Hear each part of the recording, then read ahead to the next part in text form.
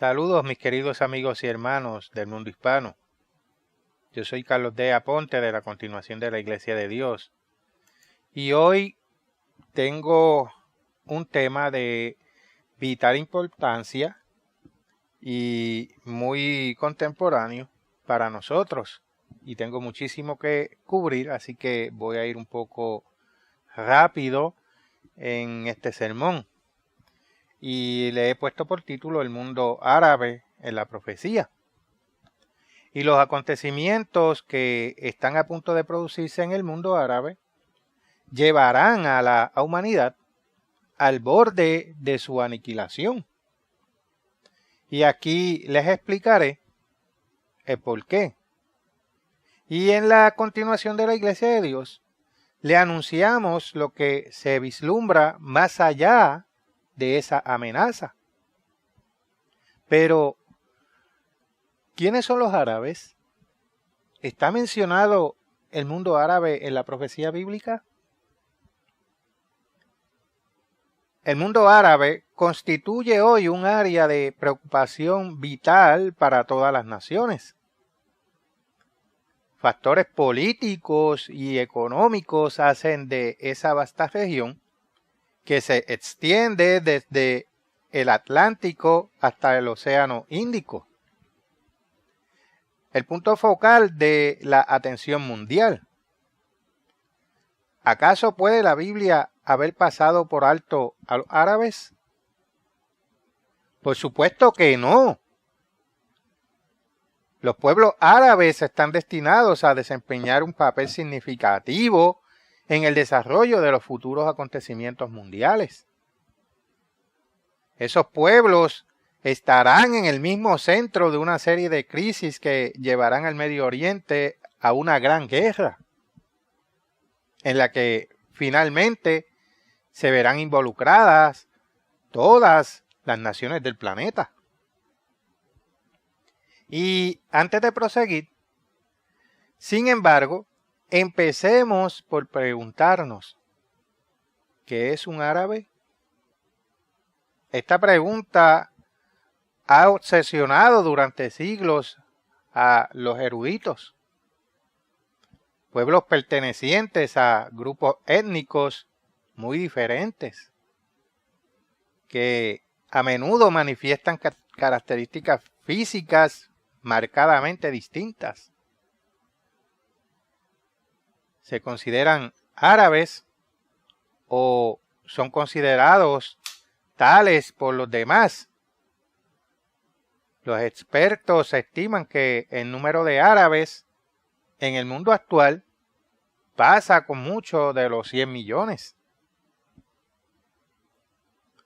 El término árabe, al-arab, originalmente se refería solo a beduinos nómadas, a los badawis del desierto de la península arábiga.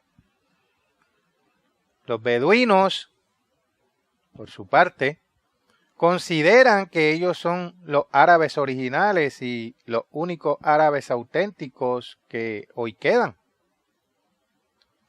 esparcidos desde Marruecos hasta Irán, pero concentrados principalmente en la península arábiga. Los beduinos conservan un estilo de vida que ha cambiado muy poco desde los tiempos del Antiguo Testamento. Pero el significado del término árabe sí ha cambiado a lo largo de los siglos.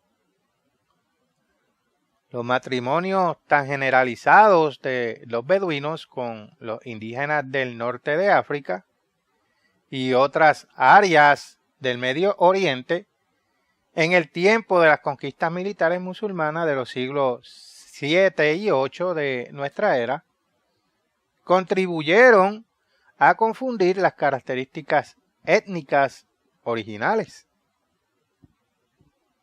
Hasta hoy, pues no ha habido una unanimidad, ni es probable que la haya respecto a una definición oficial o comúnmente aceptada de lo que es un árabe. Muchos estudiosos, sin embargo, juzgan que el mejor criterio definidor probablemente sea el lenguaje. Así que muchos usan el término pueblos de lengua árabe en lugar de hablar simplemente de árabes, designando así a un grupo lingüístico formado por pueblos muy diversos. Pero, ¿de dónde proceden los árabes? Las naciones son meramente familias que se agrandan. Y en general, los pueblos árabes descienden de un hombre, Ismael, llamado Ismail por los árabes, hijo del patriarca bíblico Abraham, Ibrahim para ellos.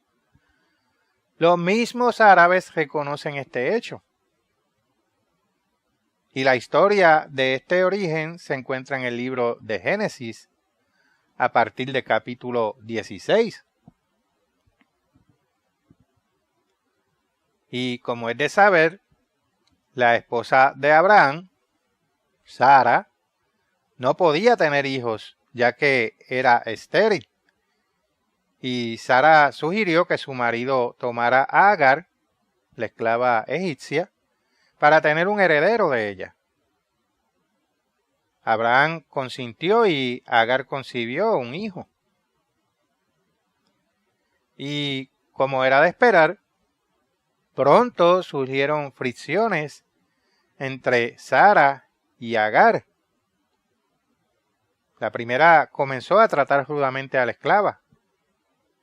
Y cuando Agar no pudo soportar más aquellos malos tratos, decidió huir al desierto y allí se le apareció un ángel que le indicó que regresara a Sara.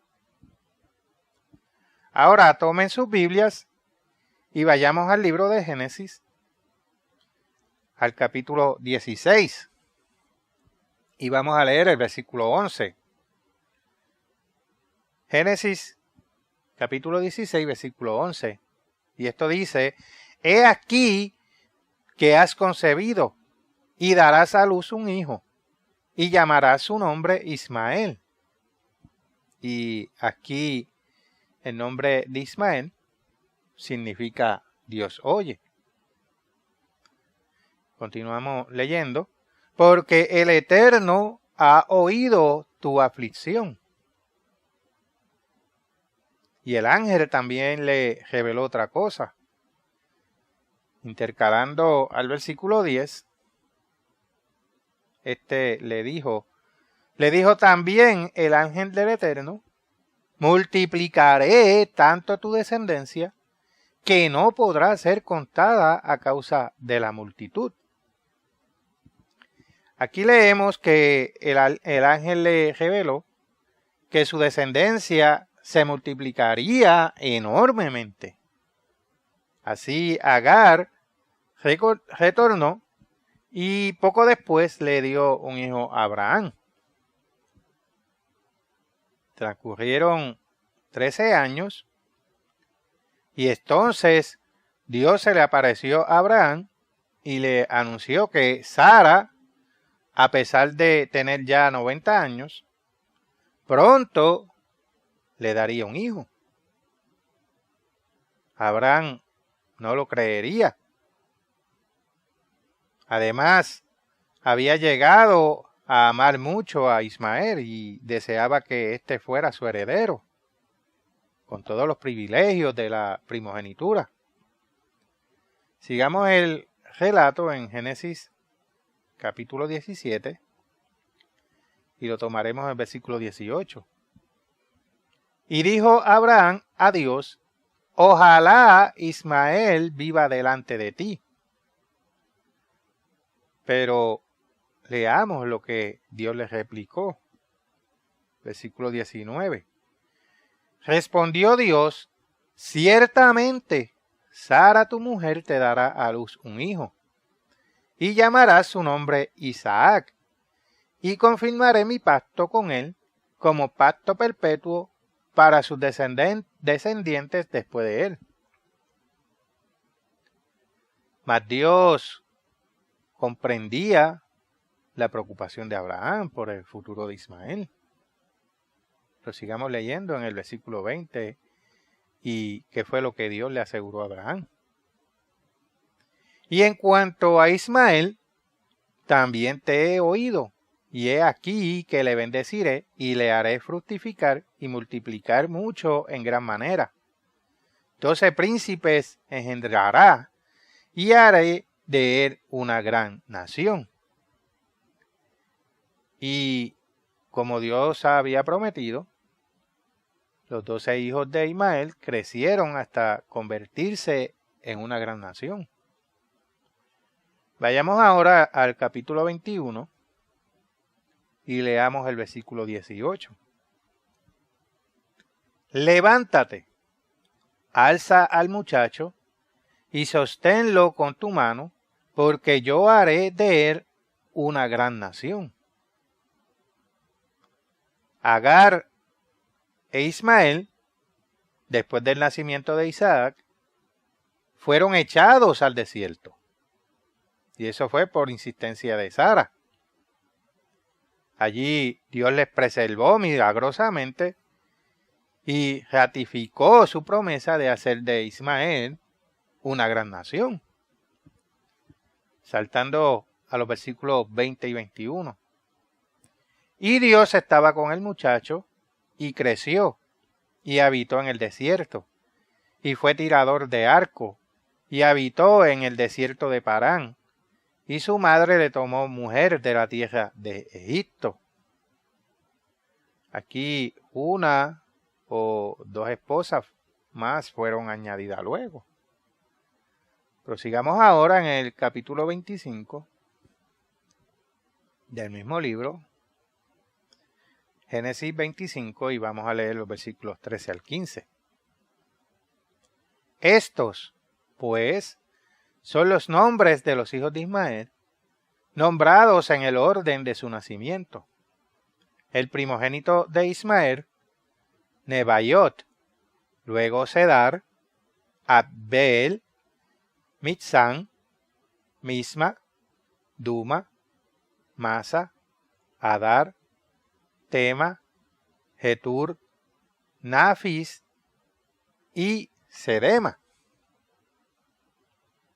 Y tal como Dios lo había profetizado, Ismael fue padre de 12 hijos, cuyos nombres aparecen en los versículos que acabamos de leer. Ahora sigamos adelante, ahora en el capítulo 28, y vamos a leer el versículo 9. Y se fue Esaú a Ismael, y tomó para sí por mujer a Mahalat, hija de Ismael, hijo de Abraham, hermana de Nebaiot, además de sus otras mujeres. Ahora veamos otra referencia aquí en Génesis capítulo 36, versículo 3. Y a Basemat, hija de Ismael, hermana de Nebaiot. Y como ya acabamos de leer, Ismael también tuvo a una hija llamada Mahalat o Basemat, quien se casó con Esaú, hijo del patriarca Isaac. Ahora retrocedamos al capítulo 25 de Génesis y vamos a leer el versículo 17. Y estos fueron los años de la vida de Ismael, 137 años, y exhaló el espíritu Ismael, y murió, y fue unido a su pueblo. Ismael murió a la edad de 137 años. Y como Dios había prometido, sus 12 hijos crecieron hasta convertirse en una gran nación, cuyos miembros hoy se cuentan por millones. Es prácticamente imposible, desde luego, rastrear en cada caso las genealogías específicas de las tribus, sus tribus, familias y clanes árabes de hoy, hasta llegar a su primitivo origen bíblico. Pero sí conocemos, por lo menos, algunos de los principales linajes. Por ejemplo, de Cedar, Cuaidar en árabe, hijo de Ismael, partiendo aproximadamente del año 1840 a.C., es posible trazar una línea de descendencia que llega hasta Adnán o Cuaís en el año 122 a.C. y partiendo de Adnán, 21 generaciones después, podemos llegar a Mahoma, que vivió entre el 570 al 632 después de Cristo, de la tribu Quraysh, fundador y profeta de la fe islámica. Y aunque se considera que Ismael fue el primogenitor de la inmensa mayoría de los árabes, hay indicios de que hubo cierta mezcla de ismaelitas con otros pueblos, como el de los jostanistas y el de los ketuaritas o keturaitas. Jostán, llamado Huatán o Catán por los árabes, era hijo del patriarca Heber, como está registrado en Génesis capítulo 10, versículo 25, quien vivió muchas generaciones antes que Abraham e Ismael. Este Joctán, considerado por algunos eruditos como el primer padre de todos los árabes del sur, tuvo 13 hijos, también nombrados en Génesis capítulo 10 y versículos 26 al 29. Se cree que uno de ellos, Gera, Yarat, para los árabes, fue el fundador del reino de Yemen en la porción meridional de la península arábiga. Y algunos eruditos creen que ese nombre fue el origen de la palabra árabe, cuyo significado, según se piensa, es árido. También se cree que Adoran, uno de los hermanos de Hera, llamado Holán por los árabes, fue el fundador de Ejaz, un importante reino en la costa occidental de la actual Arabia Saudita, donde surgieron las ciudades de la Meca y Medina. Según la historia árabe, la hija de Mudad, uno de los descendientes de Adorán, se convirtió en una de las esposas de Ismael. Se afirma que tal unión nació Cedar, el hijo ilustre de Ismael. Otro de los hijos de Joctán, Azarmaved, es proclamado actualmente como antecesor por la tribu que se encuentra en Adramaut, región situada en la parte meridional de la península arábiga. Se dice que los ismaelitas emparentaron también con los keturaitas. Estos últimos eran descendientes de Setura o Ketura, mujer con la que se casó Abraham después de la muerte de Sara. Abraham y Setura tuvieron 6 hijos, como está registrado en el libro del Génesis, capítulo 25, versículo 2, cuya progenie, igual que la de Joctán, fue gradualmente incorporándose a la casa de Ismael. Bien, por consiguiente, aún admitiendo estos enlaces con los joctanitas y los keturaitas, Los árabes pueden ser considerados en lo esencial como una raza ismaelita. El término Cedar, tal como lo emplea la Biblia, a menudo se aplica colectivamente a todas las tribus nómadas árabes, ya que la de Cedar parece haber sido la mayor y más conocida de todas las tribus ismaelitas. Su importancia puede deducirse de la mención que hace el profeta Ezequiel de los ricos príncipes de Cedar. Y eso está en Ezequiel capítulo 27, versículo 21, y de otros pasajes bíblicos. Pasemos al libro del profeta Isaías. Isaías capítulo 21, y vamos a leer comenzando en el versículo 13. Leamos lo que escribió en su profecía sobre Arabia. Versículo 13. Profecía sobre Arabia. En el bosque pasaréis la noche en Arabia, oh caminantes de Dedán. Salid a encontrar al sediento, llevadle agua, moradores de tierra de Tema. Socorred con pan al que huye, porque ante la espada huye, ante la espada desnuda, ante el arco entesado, ante el peso de la batalla.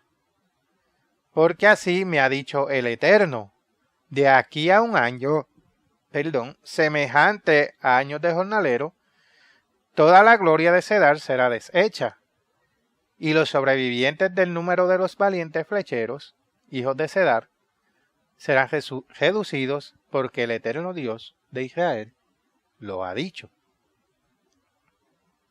Aquí se anunció la decadencia de la gloria de Cedar, lo que constituye una referencia a la futura invasión de Arabia por Sargón en el año 716 a.C., en tiempos de las guerras entre Egipto y Asiria. La gloria de Cedar efectivamente se eclipsó y los árabes, por espacio de muchos siglos, perdieron su importancia. Y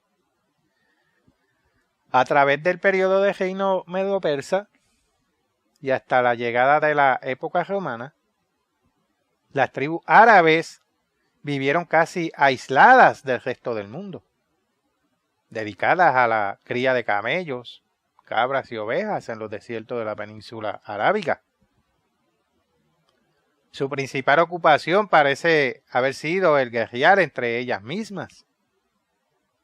Aunque estas contiendas no estaban dedicadas tanto a la conquista de tribus rivales como sí a romper la monotonía del pastoreo en el desierto.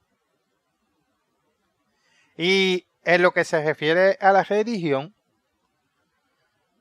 aunque ustedes no lo crean, los árabes eran idólatras. Se dice que el gran templo de la Meca, supervisado por la influyente tribu Quraysh, contenía nada más y nada menos alrededor de 365 ídolos. Y fue de esa tribu, irónicamente, que surgió Mahoma en el siglo VII de nuestra era, 6 siglos después de Cristo. Mahoma tuvo éxito en abolir la idolatría tan largamente arraigada entre los árabes, arrastrando a estos a una nueva fe, el Islam, que significa sometimiento a Dios. Y es una creencia monoteísta que reconocía como divinidad a Alá. Más aún, las enseñanzas de Mahoma forjaron un pueblo social y culturalmente unido, de esos mismos árabes que antes estaban divididos.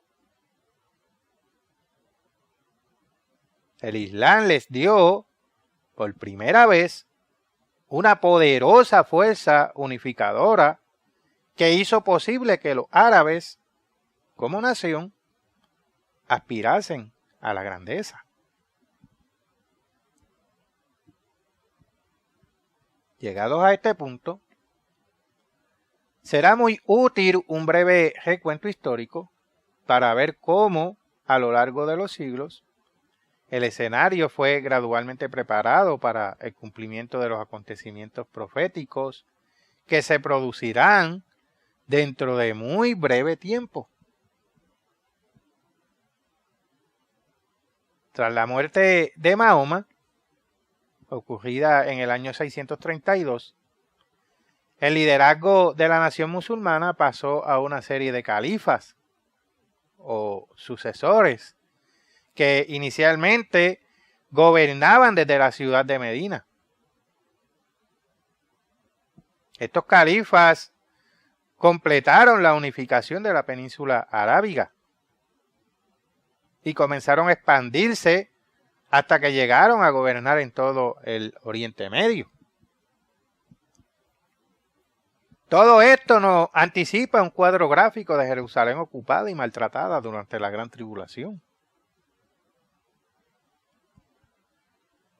Y a comienzos del siglo VII, el cercano y el Medio Oriente estaban divididos entre dos grandes poderes rivales: el Imperio Romano de Oriente o el Imperio Bizantino, llamado Rum por los árabes,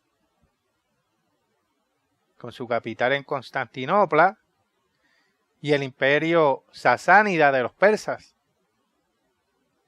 Estos dos adversarios se habían agotado recíprocamente con largas y destructoras guerras.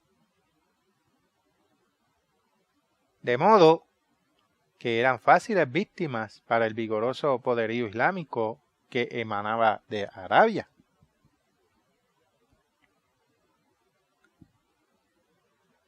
A los frenéticos gritos de Alá Akbar, y eso es Dios es grande, los árabes, montados en sus camellos, barrieron con velocidad de relámpago los territorios vecinos, apoderándose de Siria en el 635, de Irak en el 637, de Palestina en el 640 y de Egipto y Persia en el 641. Y Jerusalén fue conquistada en el 638. La humanidad, desde los días de Alejandro Magno, no había visto conquistas tan rápidas y de tan vastos alcances. Los creyentes saqueaban y mataban hasta la puesta del sol. Y eso lo dijo un historiador árabe de la época. Y el miedo a los árabes se apoderó de todos los reyes. El oficio supremo de califa, electivo en un principio, luego fue hecho hereditario. Primero en la familia de los omeyas, en 661 al 750, y luego en la de los abásidas, 750 a 1258. La dinastía omeya, que gobernó desde Damasco, se encargó de conquistar el resto del norte de África y la mayor parte de la península ibérica, que es España y Portugal.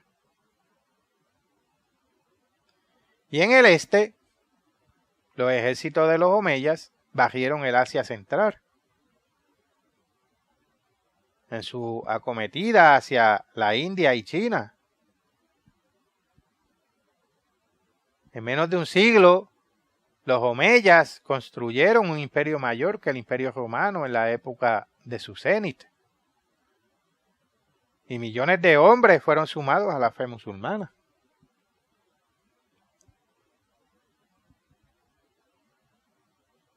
fue el gran califa Omeya Abdul Malik, incidentalmente el constructor de la gran mezquita de la Cúpula de la Roca en Jerusalén, en el monte Moria, en los años 691 a 692, donde antes estuvo el famoso templo de Salomón.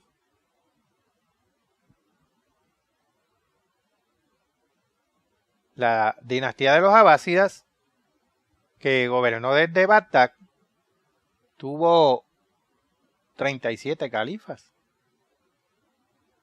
entre ellos el famoso Harún al-Rashid, 786 a 809, tan conocido por las 1001 noches.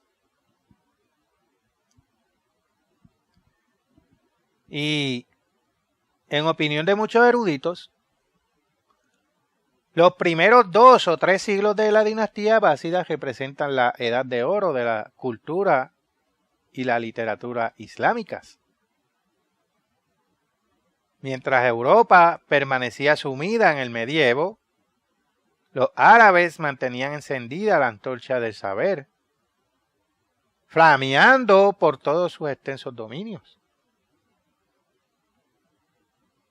Gradualmente, sin embargo, los califas abásidas fueron degenerando, sucumbiendo a las tentaciones de la vida muelle de palacio, perdiendo su vigor marcial. Ese debilitamiento interno resultó en una ruptura paulatina de la sociedad o de la solidaridad política que unía al imperio musulmán, que fue fraccionándose en estados autónomos o semiautónomos. Hasta Bagdad llegó a ser conquistada por los invasores. Y los califas abásidas se convirtieron en simples figurones o títeres. Además, la misma fe islámica comenzó a dividirse y fragmentarse en docenas de sectas, subsectas y grupos disidentes. Y esa división que ha perdurado hasta hoy. De hecho, el Islam contemporáneo está tan dividido como la cristiandad.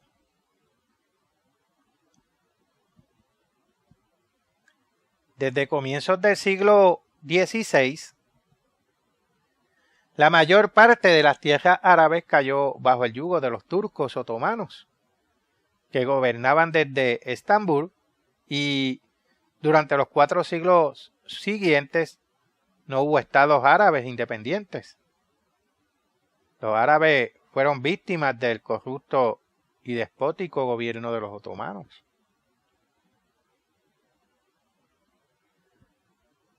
El Imperio Otomano, aquí hablándose Turquía, en la Primera Guerra Mundial, se alió con las potencias centroeuropeas, Alemania y Austria-Hungría, contra Gran Bretaña. Para Gran Bretaña, pues, esto representó una oportunidad. Los británicos estimaron que una rebelión de los árabes contra sus amos turcos permitiría a Gran Bretaña, a la vez que guerreaba contra Alemania, vencer a Turquía. Gran Bretaña, por consiguiente, alentó y ayudó a las tribus árabes rebeldes. La rebelión árabe fue proclamada en junio de 1916 por Hussein Ben Ali, ilustre alguacil de la Meca, y este era descendiente de Mahoma, quien se autoproclamó rey de los árabes. Y como recompensa por rebelarse contra los turcos, Gran Bretaña prometió a Hussein reconocer, después de la guerra, la independencia de los países árabes. y con la ayuda del legendario T.E. Lawrence, como se le conoce, Lawrence de Arabia, en el campo de batalla, que de hecho hay una película sobre este personaje, la revolución del desierto tuvo éxito. Así, con la derrota turca, terminó el dominio otomano sobre tierras árabes. Pero el imperio árabe del Oriente Medio, libre y unido, prometido por los británicos, no se materializó. Las tierras árabes, en su mayor parte, fueron repartidas como mandatos entre Inglaterra y Francia. Los árabes se consideraron traicionados, alegando que los británicos les habían engañado con falsas promesas y abierta mala fe. Y así, después de siglos de soportar el yugo otomano, los árabes terminaron por ser regidos por potencias europeas.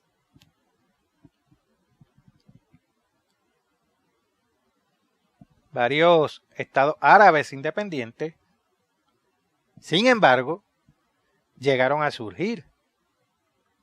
Irak se independizó en el 1932, Siria y Líbano en el 1941, Jordania en el 1946, Egipto en el 1951.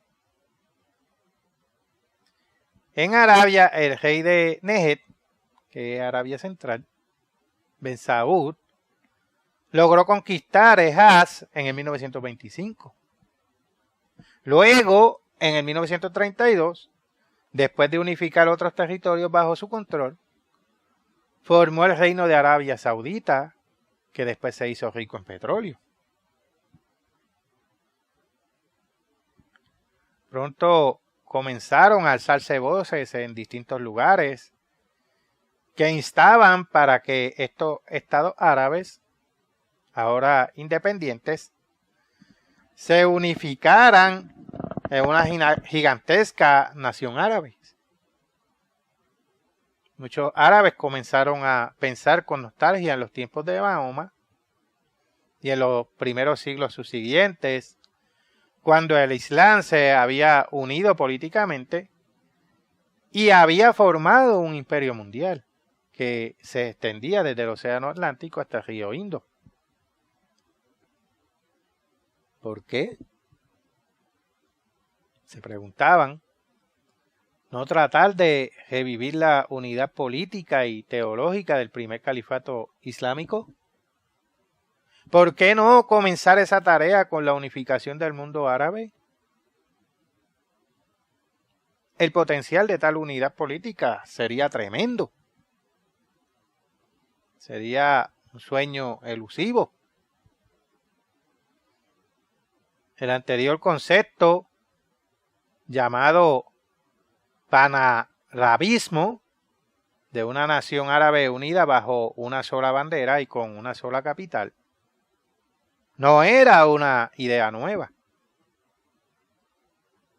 Entre los árabes, a lo largo de los siglos, esa meta de unidad política para todos los pueblos de lengua árabe había sido un sueño comúnmente acariciado.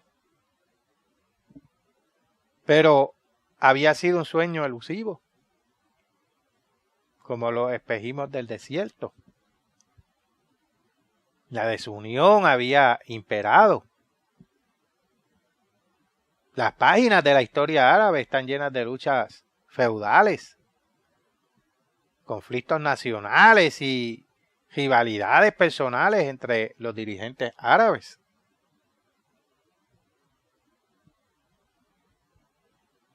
El origen histórico, la fe, el lenguaje y la cultura, factores comunes a los pueblos árabes, parecerían suministrar, a primera vista, un terreno abonado para la solidaridad árabe.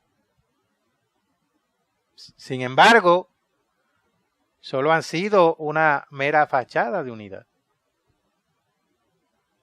Los pueblos árabes en el terreno real están profundamente divididos por antagonismos políticos, ideológicos, económicos, teológicos y territoriales, a menudo feroces.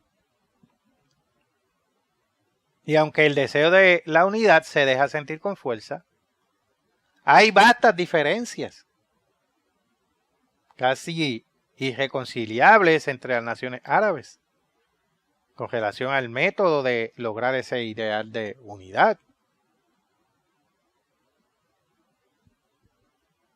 Igualmente frustrante ha sido la búsqueda secular de ese ideal, aún más amplio, que es la unidad islámica. Muchos millones de hombres que no hablan la lengua árabe sí profesan la fe mahometana, incluyendo a iraníes, afganos, pakistaníes, turcos, indonesios y parte de los hindúes y de los africanos. De hecho, de cada 6 habitantes del mundo, hoy en día, 1 es musulmán. El concepto de unidad de todo el mundo islámico, árabe y no árabe, es llamado panislamismo. Aunque todos los musulmanes se dan cuenta de los logros que podrían alcanzar mediante una mayor cooperación mutua. Tales ideales frecuentemente chocan con los intereses prácticos de las naciones musulmanas individuales. Igual que sucede con el ideal menos ambicioso del panarabismo, las probabilidades de triunfo para el panislamismo son, en la opinión de la mayoría de los observadores, escasas.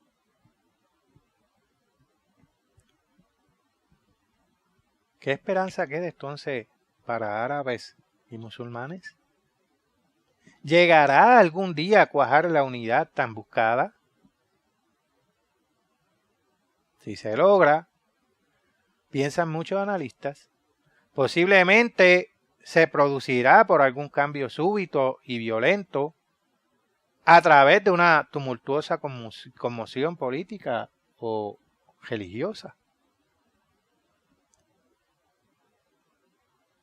El mundo musulmán de hoy está listo para ensayar algo nuevo. Después de siglos de divisiones religiosas, luchas políticas intestinas y ambiciones frustradas, los sentimientos de los musulmanes están acercándose a un punto crítico. Los musulmanes están listos para adoptar algún nuevo concepto que les sirva de catalizador para que se cumplan sus sueños, tantas veces rotos. Quieren convertirse de nuevo en una potente fuerza política en los asuntos mundiales, desempeñando un papel que haga honor a su grandioso y honroso pasado.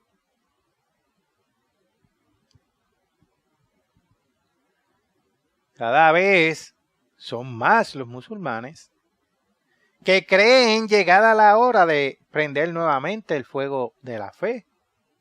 Creen que ha llegado el momento de un resurgimiento religioso y espiritual en gran escala frente a la creciente secularización, al materialismo y a la creciente influencia del occidente. Ahí están como prueba los recientes acontecimientos en Irán. Desde Marruecos hasta Indonesia, la urgencia de una vuelta al Corán sigue aumentando junto con múltiples apelaciones para lograr un Islam unido, fundamentalista. El ingrediente vital que falta es el liderazgo. Ha habido muchos intentos de lograr una política panislámica, pero ninguno de ellos ha tenido mucho éxito. Una razón para esa falta de éxito es que aquellos que han hecho el intento no han sido nada persuasivos. Esto deja abierta la posibilidad de un liderazgo más convincente, y hay amplia evidencia de que en casi todos los países musulmanes hay un profundo anhelo de que surja ese liderazgo y una voluntad presta a responder al mismo. Los musulmanes en general y los árabes en particular han respondido históricamente, como no lo ha hecho ningún otro pueblo, a la personalidad carismática. Desde la fundación del Islam, en varias partes del mundo musulmán, periódicamente han surgido hombres que han alegado ser el Mahdi, tan esperado, el Mesías islámico de final de los tiempos, encargado de purificar y restaurar la fe islámica, de unificar al mundo musulmán y de establecer una edad dorada de 7 años de duración, justamente antes del fin del mundo. Muchos de tales individuos, que a menudo han sido hombres de considerable elocuencia y extraordinario magnetismo personal, han llegado a reunir grandes ejércitos y han tratado de unificar al mundo musulmán mediante guerras religiosas. Algunos han ocupado tronos, otros, la mayoría, han muerto en el campo de batalla, pero ninguno de ellos puede ser ignorado. Uno de los últimos Mahdis fue Mohamed Ahmed, el Mahdi sudanés, que unificó a numerosas tribus contra el control británico y egipcio de Sudán, y triunfó al capturar la estratégica ciudad de Khartoum, junto al Nilo, arrebatándosela al general Charles George Gordon en el 1885. Sin embargo, su meta de lograr una nación musulmana unificada nunca pudo cumplirse. Ha transcurrido un siglo desde la victoria del Mahdi sudanés en Khartoum. El mahdismo militante para muchos observadores es cosa del pasado. Parece improbable que haya ahora una erupción de mesianismo radical en el mundo musulmán. Muchos analistas lo estiman imposible, pero ¿tienen razón al pensar así? La espera de un futuro Mahdi, lo que en árabe significa es que cuenta con la guía divina, prevalece en casi todas las sectas musulmanas, aunque haya diferencias en cuanto a las connotaciones específicas del concepto. Los musulmanes de hoy suspiran por un guía, un maestro, un redentor, por alguien que encarne sus más íntimos sueños y esperanzas, que sea capaz de impartirle una nueva dirección, de zanjar los cismas que dividen al mundo musulmán. Siempre ha habido una nota mágica en el nombre de Mahdi. Si súbitamente apareciera una nueva figura revolucionaria religiosa en el ámbito musulmán, un dinámico líder carismático, capaz de capturar la imaginación de los musulmanes de todos los confines y de capitalizar eficazmente su grandeza, su sed de grandeza, la situación del Oriente Medio pudiera transformarse de la noche a la mañana. La aparición de un Mahdi del siglo XXI, por fantástica que esta posibilidad le parezca a la mente occidental, no puede ser rechazada a la ligera. En el Islam, la política y la religión están íntimamente vinculadas. Hay una estrecha relación entre el poder civil y la autoridad religiosa. El Islam espera ser unificado. El papel del Mahdi, del gran unificador del Islam, aguarda al actor que esté dispuesto a desempeñarlo. Ha habido docenas de Mahdis en la historia musulmana. Y no hay razón para suponer que ya no los habrá más. De hecho, las circunstancias actuales del mundo musulmán parecen más propicias que nunca para una conmoción mahdista. Inclusive, ahora pudiera haber un Mahdi esperando entre telones, aguardando el momento oportuno. Sin embargo, para un mundo poco versado en cuestiones islámicas, su aparición sería como una sacudida inesperada, como un súbito remolino en el desierto. Pero, ¿hay profecía bíblica?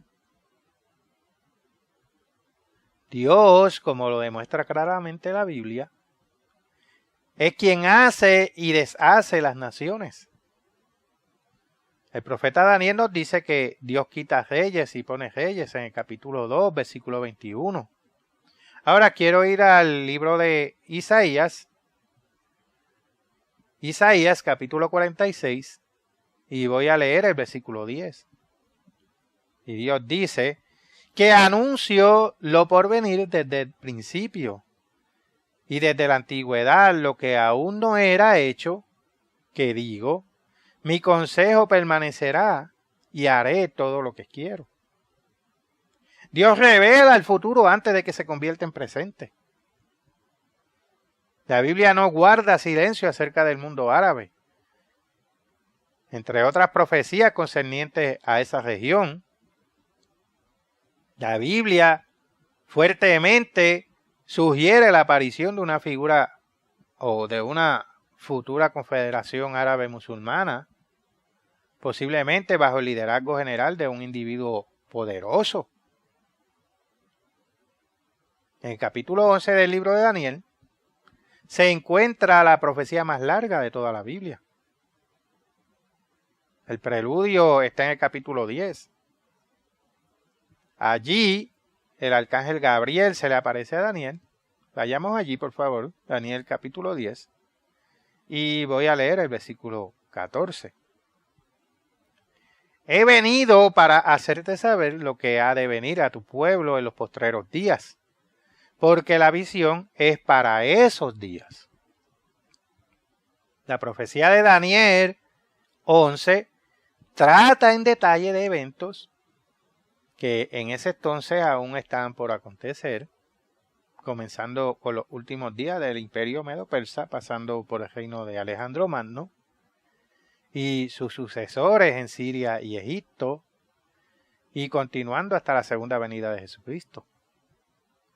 Pasemos allí, Daniel capítulo 11, y comenzaré leyendo el versículo 40. Pero al cabo del tiempo el rey del sur contenderá con él, y el rey del norte se levantará contra él como una tempestad, con carros y gente de a caballo y muchas naves, y entrará por las tierras e inundará y pasará. Acabamos de leer acerca de un conflicto entre dos grandes poderes. Esta es una importante profecía de los últimos tiempos.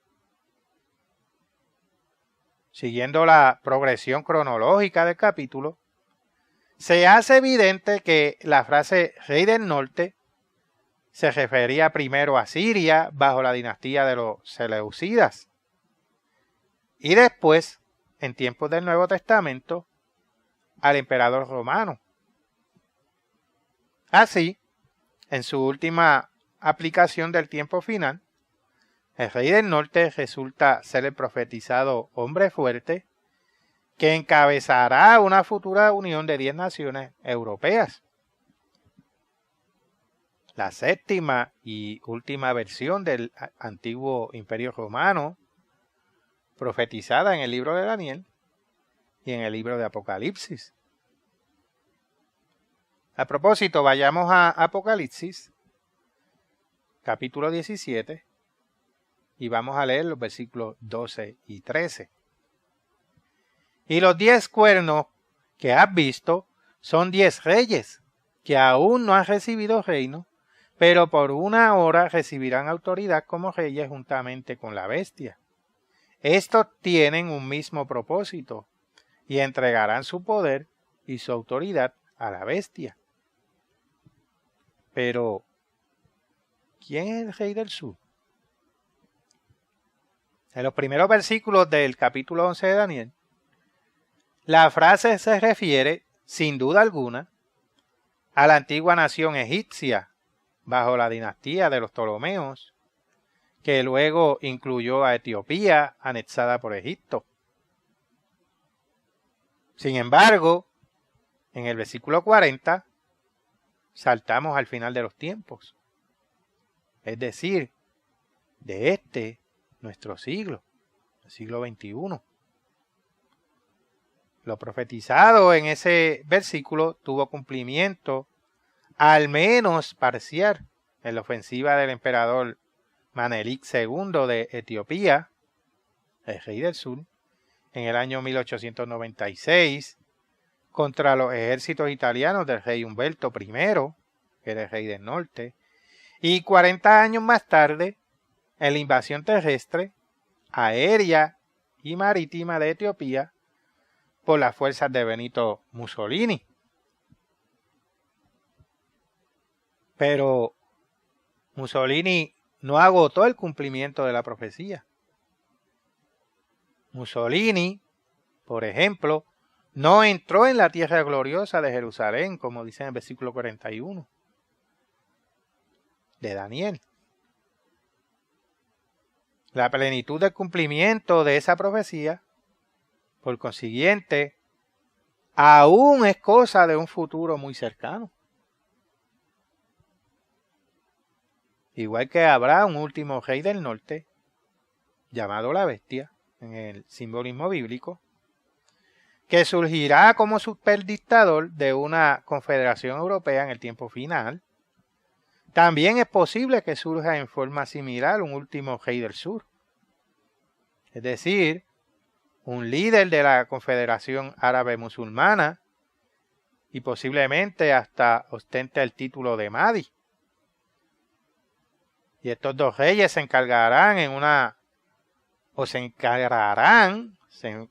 enfrentarán a una confrontación que llevará a una guerra devastadora en Medio Oriente.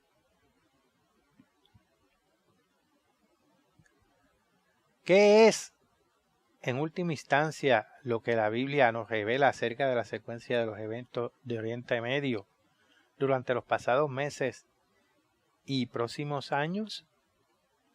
¿Y qué papel tomará el mundo árabe en esos eventos? La Biblia no nos ofrece una secuencia exacta de los futuros hechos. Nosotros debemos vigilar a los sucesos mundiales para descubrir cómo y cuándo se irán cumpliendo las profecías, como se nos exhorta en Lucas capítulo 21, versículo 36. Pero cuando armamos las piezas de profecías diseminadas en el Antiguo y Nuevo Testamento, inmediatamente surge con claridad un cuadro. La ciudad de Jerusalén, como bien saben todos los estudiosos de las profecías bíblicas, es el punto focal de todas ellas. Desde la guerra árabe-israelí de 1967, la Jerusalén antigua ha estado en manos de Israel y es con esta nación que debemos comenzar nuestro análisis de las profecías referentes a esa región.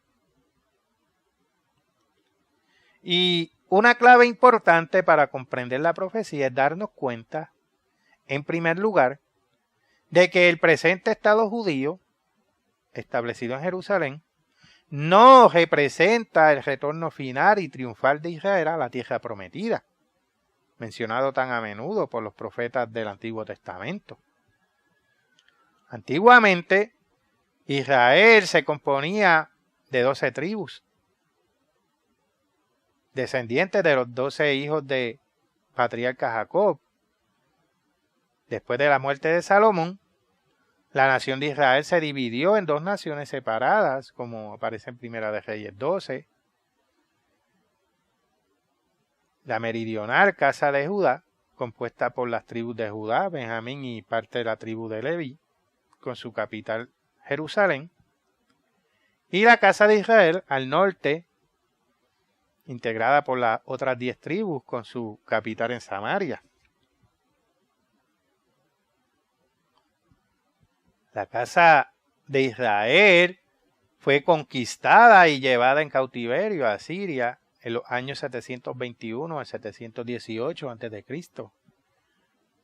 como está escrito en Segunda de Reyes, capítulo 18, versículos 9 al 12. Para ellos no retornar jamás a sus tierras. La casa de Judá, los judíos, fue esclavizada y sus miembros más de un siglo después fueron llevados como cautivos a Babilonia en el 604 a 585 a.C. y eso está en Segunda de Reyes 25 y 33. El territorio de Judea fue devastado. Por consiguiente, en Palestina no hubo, por espacio de más de 25 siglos, ninguna nación israelita independiente. Aunque algunos miembros de la casa de Judá retornaron a Jerusalén bajo Zorobabel 70 años más tarde, en el año 534 a.C., Judea permaneció sometida a Persia y luego Roma como una provincia. Por último, en el año 70 después de Cristo, se cumple la profecía que Jesucristo dijo en Mateo 24. Judea fue invadida y Jerusalén quedó destruida por las tropas romanas del general Tito. Los judíos fueron expulsados de su patria por la fuerza. En el año de 1948, después de casi 19 siglos de dispersión, una parte de la tribu de Judá formó una nueva nación en Palestina, denominándose Estado de Israel. Aunque el Antiguo Testamento profetiza la restauración física de la nación judía en el final de los tiempos, esa constitución del Estado de Israel no equivale a la gran restauración profetizada. La mayoría de las tribus israelitas todavía no ha retornado a su patria original. El profetizado retorno total de Israel, con paz y seguridad, a la tierra prometida, está todavía por cumplirse. Pero, ¿qué dice la Biblia acerca del presente Estado judío de Israel? ¿Harán nuevos esfuerzos las naciones árabes para arrojar ese país al mar? ¿Habrá otra guerra árabe-israelí? Y si la hay, ¿cuáles serán las consecuencias? Numerosas profecías hablan de varias calamidades que todavía están por azotar a Judá en los meses y años venideros. Todavía habrá de producirse una gran crisis en Jerusalén. Los ejércitos árabes están hoy mejor equipados y mejor coordinados para guerrear que en cualquier otro tiempo de las últimas 3 décadas. Una guerra en un futuro cercano en el Medio Oriente muy bien podría poner en peligro la existencia misma del Estado de Israel. Más aún, los más sagrados templos de las 3 principales religiones del mundo, ubicados en Jerusalén, podrían verse en peligro. Los poderes grandes quizás se verían obligadas a intervenir. Y hasta es posible que se envíen tropas a Israel como fuerza de paz para patrullar y vigilar esa volátil región. El rey David, en un salmo profético, el Salmo 83, nos da más indicios acerca del futuro del Oriente Medio. Alemania y quizás también el resto de Europa en el futuro cercano estará aliada con una unión de naciones árabes. Una vasta confederación que se habrá formado para borrar de la tierra el nombre de Israel. Esta confederación árabe musulmana podría muy bien identificarse con el previamente mencionado Rey del Sur, que aparece en el capítulo 11 de Daniel. Es decir, con una esfera de poder que abarcará a vastas porciones del mundo islámico. Por favor, pasemos a Salmos. Salmos capítulo 83 y vamos a leer los versículos 4 al 8. Han dicho, venid y destruyámoslos para que no sean nación y no haya más memoria del nombre de Israel. Porque se confabulan de corazón a una. Contra ti han hecho alianza las tiendas de los edomitas. Y aquí los edomitas es Esaú o la moderna Turquía, país islámico pero no árabe. Y de los ismaelitas, lo cual que es Arabia Saudita. Moab, eso es parte de Jordania. Y los agarenos que habitaron antiguamente la tierra hoy conocida como Siria. Gebar, el Líbano. Amón, la Jordania moderna. Y Amalek, parte del territorio turco. Los filisteos, que son los árabes palestinos de hoy. Y los habitantes de Tiro, también Líbano. También el asirio, y ellos, cuyos descendientes emigraron a Alemania, se han juntado con ellos. Sirven de brazos a los hijos de Lot, o sea, a Jordania y al Irak occidental. Sorprendentemente, tal alianza está ya en camino de formarse. Europa y especialmente Alemania depende vitalmente del petróleo árabe. Por tanto, Europa no puede demostrar muy abiertamente sus simpatías por el Estado judío. Hoy en día se está gestando una relación muy especial entre los principales estados árabes productores de petróleo en el Oriente Medio y las potencias industriales de Europa, consumidoras de petróleo. Europa busca garantías que le aseguren que no le faltarán los suministros de petróleo. Los líderes israelíes, por su parte, están preocupándose de lo que ellos juzgan como una inclinación más marcada de Europa hacia el mundo árabe.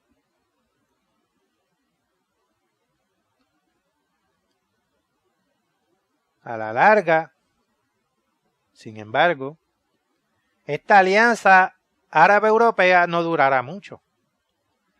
Como hemos visto, el rey del norte, de Daniel 11, el Führer de la unidad europea encabezada por Alemania, terminará por volverse contra el árabe rey del sur, con consecuencias desastrosas para todo el Oriente Medio, incluyendo a judíos y árabes por igual. Toda esa región será víctima de una invasión armada. La ira europea podría muy bien desencadenarse, por ejemplo, si los árabes suprimen los suministros de petróleo o actos terroristas en territorio europeo, pero sea cual fuera la provocación, Europa actuará con rapidez para proteger sus intereses, enviando tropas al Oriente Medio. Pasemos al libro de Daniel, capítulo 11, y vamos a leer los versículos 40 y 41. Pero al cabo del tiempo el rey del sur contenderá con él, o sea, contra el rey del norte, y el rey del norte se levantará contra él como una tempestad, con carros y gente de a caballo, y muchas naves, y entrará por las tierras, se inundará y pasará.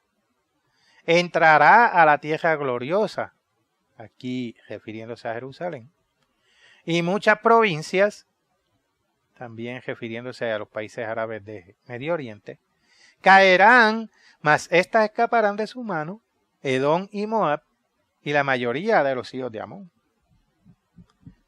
Ahora pasemos a Zacarías, capítulo 14, y vamos a leer los versículos 1 y 2.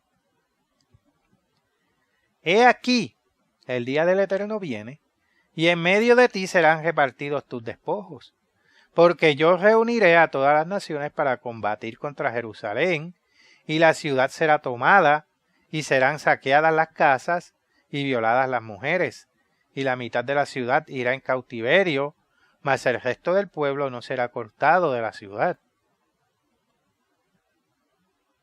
El moderno Estado de Israel será conquistado. Jerusalén será sitiada y tomada. El profeta Zacarías también habla de esta captura de Jerusalén, revelando que eventualmente la mitad de la ciudad será dominada por la potencia europea. Además, la profecía de Daniel específicamente menciona que Egipto será conquistado por fuerzas europeas encabezadas por Alemania. E Isaías también nos dice que Siria se convertirá en un montón de ruinas, como dice en Isaías capítulo 17, versículos 1 al 3. La Confederación Árabe Musulmana, por supuesto, se desmembrará ante tal invasión. Algunos de sus países serán ocupados por fuerzas europeas.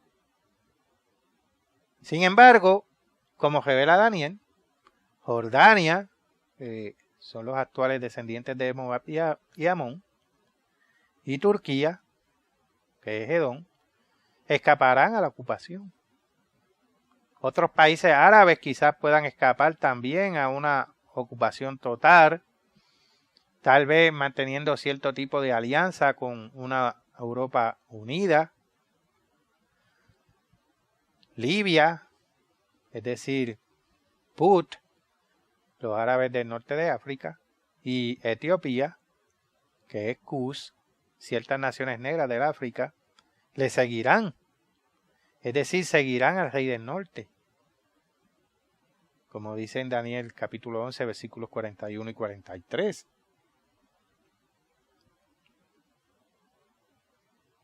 Entonces, vendrá la gran tribulación. Al tener lugar la invasión y captura del Estado de Israel por el nuevo Imperio Romano,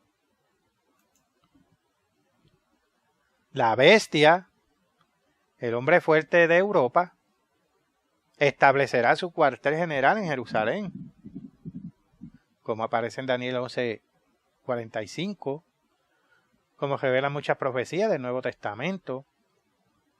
Un gran líder religioso, un Tamaú tamaturgo llamado el falso profeta y el hombre de pecado, vendrá de Europa con la bestia, aliado con esta.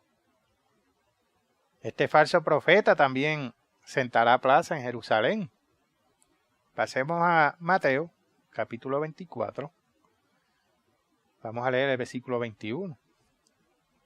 Porque habrá entonces gran tribulación, cual no la ha habido desde el principio del mundo hasta ahora, ni la habrá. Jesucristo habló de una próxima venidera gran tribulación, anunciando que esta tribulación sería inmediatamente precedida por una invasión de Jerusalén. Pasemos a Lucas, capítulo 21, versículo 20. Pero cuando viereis a Jerusalén rodeada de ejércitos, sabed entonces que su destrucción ha llegado. Dios permitirá que la Unión Eclesiástico-Política de Europa oye el suelo de Jerusalén durante 1260 días, es decir, 3 años y medio, como está escrito en Daniel capítulo 12, versículo 7 y Apocalipsis capítulo 12, versículo 14.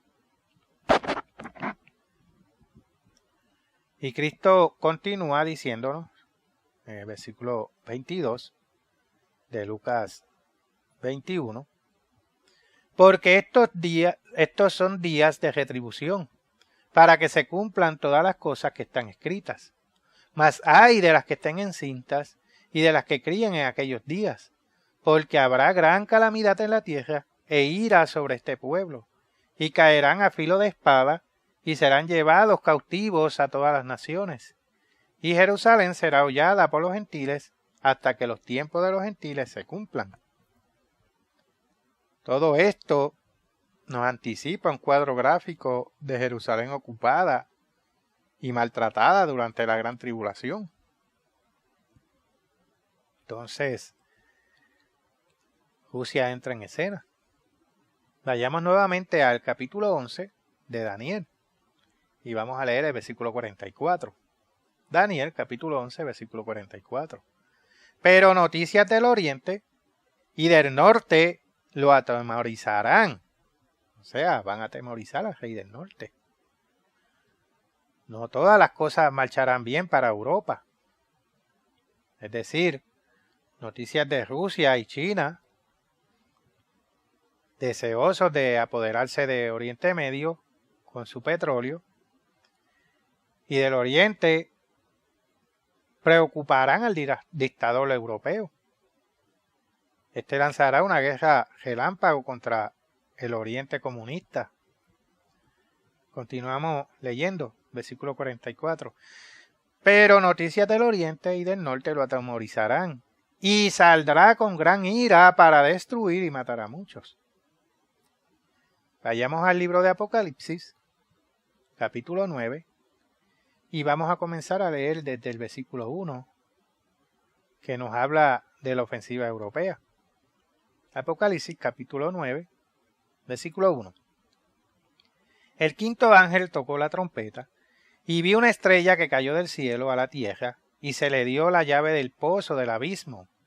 Y abrió el pozo del abismo, y subió humo del pozo como humo de gran horno, y se oscureció el sol, y el aire por el humo del pozo, y del humo salieron langostas sobre la tierra, y se les dio poder, como tienen poder los escorpiones de la tierra, y se les mandó que no dañasen a la hierba de la tierra, ni a cosa verde alguna, ni a ningún árbol, sino solamente a los hombres que no tuviesen el sello de Dios en sus frentes.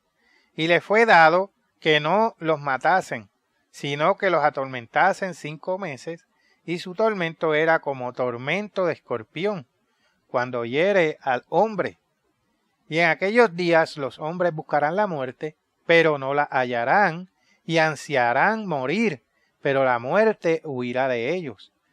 El aspecto de las langostas era semejante a caballos preparados para la guerra.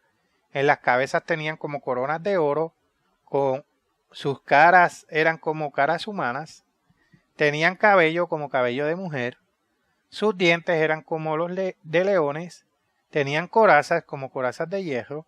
El ruido de sus alas era como el estruendo de muchos carros de caballo corriendo a la batalla. Tenían colas como de escorpiones y también aguijones, y en sus colas tenían poder para dañar a los hombres durante 5 meses. Y tienen por rey sobre ellos al ángel del abismo, cuyo nombre en hebreos es Abadón, y en griego Apolión. El primer ay pasó. He aquí, vienen aún 2 ayes después de esto. Y saltando al versículo 16. Y el número de los ejércitos de los jinetes era 200 millones. Yo oí su número. Las hordas comunistas de Eurasia contraatacarán con un ejército de 200 millones de hombres. Y estallará una gran guerra mundial. Un conflicto global final.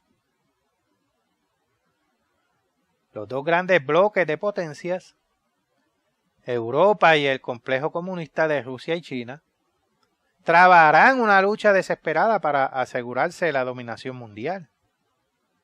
A medida que el conflicto crezca, todas las naciones de la Tierra se verán involucradas en el mismo. La bestia capitaneará sus ejércitos en un lugar llamado Armagedón. El valle de Jezreel, en las cercanías de Megiddo, 88 kilómetros al norte de Jerusalén.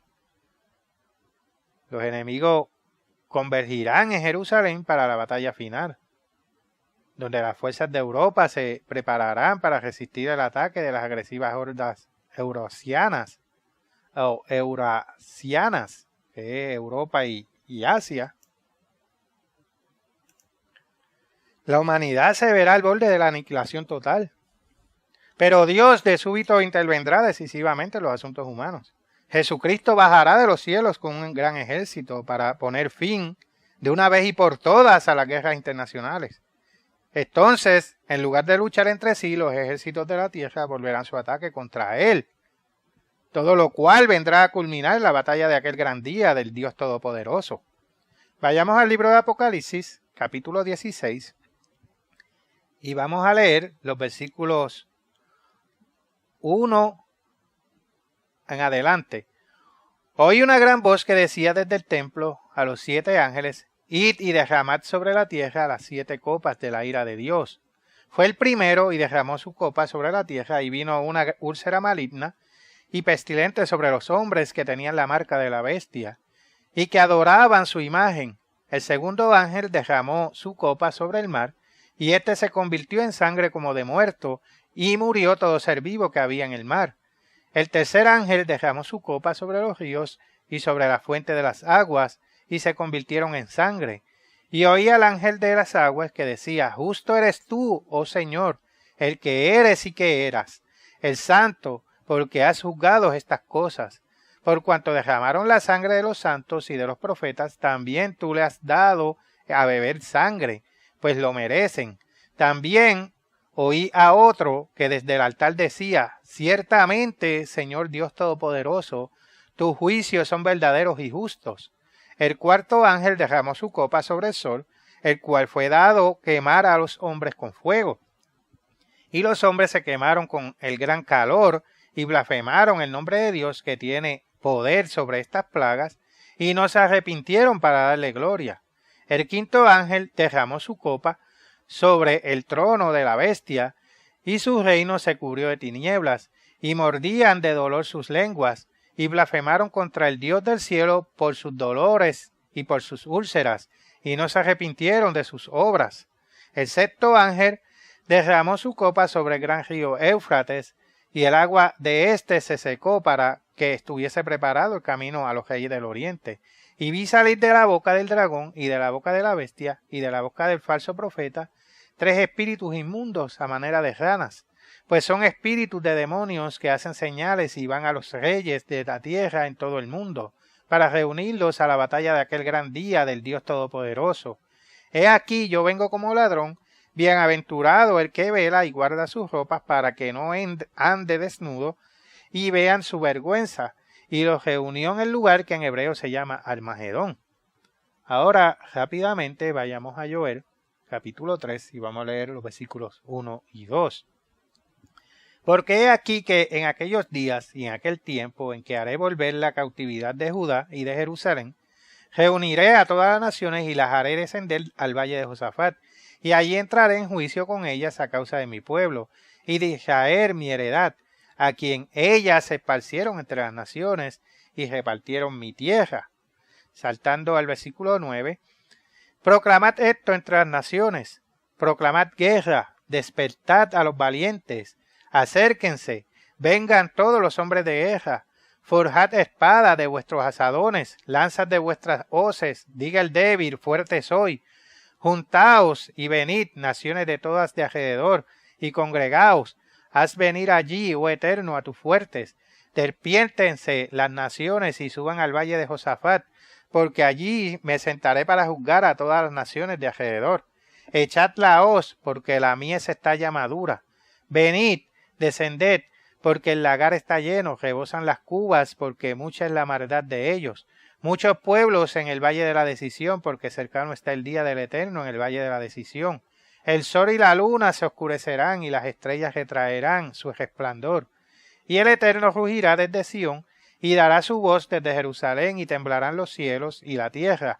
Pero el Eterno será la esperanza de su pueblo, y la fortaleza de los hijos de Israel. Y conoceréis que yo soy el Eterno vuestro Dios, que habito en Sión, mi santo monte, y Jerusalén será santa, y extraños no pasarán más por ella. Cristo destruirá a la bestia y al falso profeta, y con ellos a los ejércitos mundiales reunidos en Jerusalén. Volvamos al libro de Apocalipsis, capítulo 19, y vamos a leer los versículos 19 y 20. Voy un poco ligero aquí porque el tiempo apremia. Y vi a la bestia, a los reyes de la tierra y a sus ejércitos, reunidos para guerrear contra el que montaba el caballo, o sea, a Cristo, y contra su ejército. Y la bestia fue apresada, y con ella el falso profeta, que había hecho delante de ella las señales con las cuales había engañado a los que recibieron la marca de la bestia, y habían adorado su imagen. Estos dos fueron lanzados vivos dentro de un lago de fuego que arde con azufre. Ahora, volteen a Daniel, capítulo 11, y vamos a leer el versículo 45, la segunda parte. Mas llegará a su fin y no tendrá quien le ayude. El rey del norte, como escribió aquí Daniel, llegará a su fin y no tendrá quien le ayude. Con la segunda venida de Cristo, los tiempos de los gentiles, por fin tendrán su final. Cristo libertará a Jerusalén, Israel en su totalidad será redimida del cautiverio y regresada a la tierra prometida. Cristo, el Mesías, conquistador, el verdadero Mahdi, establecerá su gobierno sobre la tierra con Jerusalén como sede mundial. Habrá llegado por fin el momento de la prosperidad y la paz universales. Ciertos elementos recalcitrantes, incluyendo a un remanente de las fuerzas rusas y sus aliados, como está establecido en Ezequiel 38 y 39, harán un último ataque contra la Israel repatriada, pero también serán vencidos por la intervención divina. Todas las naciones, por fin, podrán convivir en paz y armonía. Nosotros, en la continuación de la Iglesia de Dios, les exhortamos al mundo a observar atentamente el Oriente Medio, la zona más peligrosa del mundo, y a su debido momento, todas las naciones del mundo estarán guerreando por la posesión de Israel y de la ciudad de Jerusalén. Mantengan su vigilancia sobre el mundo árabe y Jerusalén. Lo que acontecerá allí en un futuro cercano tendrá vastas ramificaciones, ya que va a cambiar el curso de su vida y de la historia del mundo. Quiero ir a una última escritura para cerrar este sermón. Leamos la instrucción de Jesucristo. Vayamos a Lucas, capítulo 21, versículo 36. Velad, pues, en todo tiempo, orando para que seáis tenidos por dignos de escapar de todas estas cosas que vendrán y de estar en pie delante del Hijo del Hombre. Dios nos ayude a entender y seguir su exhortación. Hasta aquí este sermón. Les habló Carlos D. Aponte de la continuación de la Iglesia de Dios.